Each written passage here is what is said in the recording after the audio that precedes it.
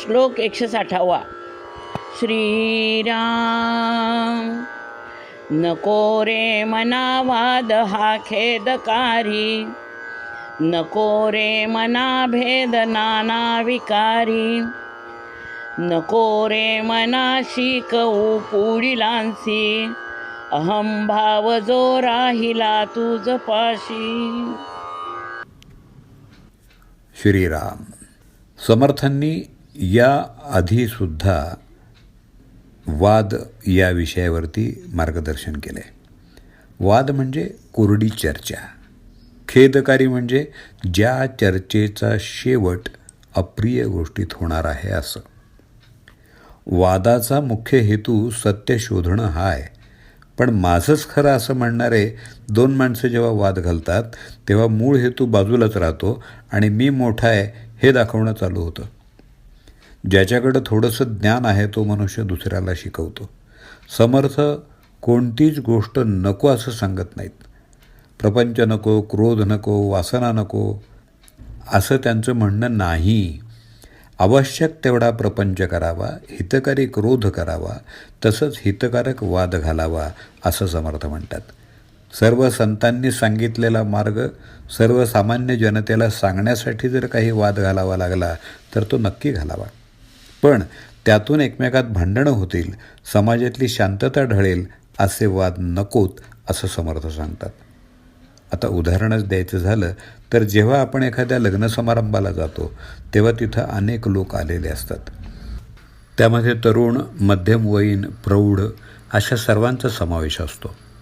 त्यापैकी आपल्या परिचयातली 15-20 माणसं एकत्र येऊन गप्पा मारतात. त्यांचं बोलणं नीट ऐकलं तर लक्षात येईल की हे लोक दुसऱ्या टोळक्याबद्दल बोलत असतात. त्यांची वेशभूषा, दागिने वगैरे वगैरे गोष्टींबद्दल त्यांची चर्चा चालू असते. खरं तर कोणाचंही सौंदर्य, कपडे हा वादाचा विषय असू नये. आपल्याकडं देवदेवतांची पूजा करताना धोतर नेसलं जातं. वेगवेगळ्या देवांना वेगवेगळे नैवेद्य दाखवले जातात. महाराष्ट्रीयन, गुजराती, कानडी, बंगाली, तमिळी या प्रत्येक माणसाचं धोतर नेसण्याची पद्धत वेगळी असली तरी पूजेसाठी धोतर नेसायचं आहे ही पद्धत सर्वांनी मान्य केलेली आहे. तसंच नवरात्र असेल तर वेगवेगळ्या प्रांतात वेगवेगळे नैवेद्य दाखवले जातात. असं असलं तरी नवरात्रात देवीची उपासना करायची, नैवेद्य अर्पण करायचा आणि तो करण्याआधी आपण काहीही खायचं नाही ही पद्धत सर्वमान्य आहे. वाद निर्माण होण्याचं महत्त्वाचं कारण म्हणजे भेद. विकार निर्माण करणारा भेद करू नकोस असं समर्थ आपल्याला सांगतात. भेद हे सर्वसाधारणपणे उपासना, संप्रदाय, त्यासंबंधीची मतं यामुळं निर्माण होतात. यासाठी प्रत्येकानं समोरच्या व्यक्तीतली चांगली गोष्ट आजमावण्याचा आणि आचरण करण्याचा प्रयत्न केला पाहिजे. आपली प्रकृती, आपली प्रवृत्ती, आपली परिस्थिती हे विचारात घेऊन तत्त्वज्ञान आणि उपासना करावी. त्याबरोबरच माझी उपासना, माझा मार्ग श्रेष्ठ आहे असा अहंकार करू नये. मी मला बदलू शकतो, पण समोरच्याला बदलणं शक्य नाही हे आपण जाणून घेतलं पाहिजे. जोपर्यंत परकेपणा किंवा अहंकार आपल्या ठिकाणी आहे तोपर्यंत दुसऱ्याला ज्ञानाच्या गोष्टी सांगण्याच्या भानगडीत पडू नये असं समर्थ सांगतात. कारण आपण कोणीतरी वेगळे आहोत ही भावना अहंकाराला कारणीभूत असते. त्यावेळी तो इतरांशी समरस होऊ शकत नाही. जो अहंकारापासून स्वतःला लांब ठेवू शकत नाही तो दुसऱ्याला काय शिकवणार. या बाबतीत साईबाबाच्या आयुष्यातील एक गोष्ट खूप काही सांगणारी आहे. बऱ्याच वेळा साईबाबांचा मुक्काम मशिदीमध्ये असे. मशिदीमध्ये ते दिवाळीही साजरी करत असत. यावेळी ते लोकांकडून धान्यरूपी वर्गणी जमा करत. एका वर्षी लोकांनी त्यांना वर्गणी द्यायला नकार दिला.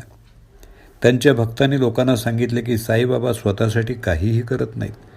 त्यांची उपासना इतकी मोठी आहे की त्यांना भविष्यातील बरीच संकटं दिसतात आणि त्यासाठीचे सगळं गोळा करून ठेवतात. पण तरीही लोकांनी त्यांना काहीही द्यायला नकार दिला. दिवाळीमध्ये साईबाबांनी पणत्या लावल्या, पण त्यात घालायला तेल नव्हतं. साईबाबांनी सर्व पणत्यांमध्ये पाणी घातलं आणि त्यावरून हात फिरवला. एका पणतीला काडी लावताच सगळ्या पणत्या पेटल्या.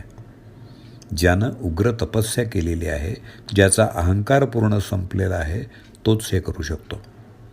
वर्गणी न दिलेले सगळे लोक ही घटना पाहून आश्चर्यचकित झाले. ज्याचा अहंभाव पूर्ण लोपलेला आहे, तोच असं काहीतरी करू शकतो. आणि यासाठी समर्थ म्हणतात की जितक्या प्रमाणात तुम्ही मीपणाची जाणीव विसर्जित कराल, तेवढ्या तीव्र प्रमाणामध्ये तुमची उपासना घडेल. यासाठी पुढच्या पिढीला अहंकार आणि गर्व हे न देता तुमची साधना द्या, तुमची श्रद्धा द्या, म्हणजे पुढची पिढी विचारी बनेल. यासाठी समर्थ म्हणतात, जितक्या प्रमाणात तुम्ही मीपणाची जाणीव विसर्जित कराल, तेवढ्या तीव्र प्रमाणामध्ये तुमची उपासना घडेल. आणि यासाठी पुढच्या पिढीला अहंकार, गर्व हे न देता तुमची साधना द्या, श्रद्धा द्या, म्हणजे पुढची पिढी विचारी बनेल. जय जय रघुवीर समर्थ. नको रे मना वाद हा खेदकारी, नको रे मना भेद नाना विकारी, नको रे मना शिकवू पुढिलासी, अहंभाव जो राहिला तुझ पाशी. श्रीराम.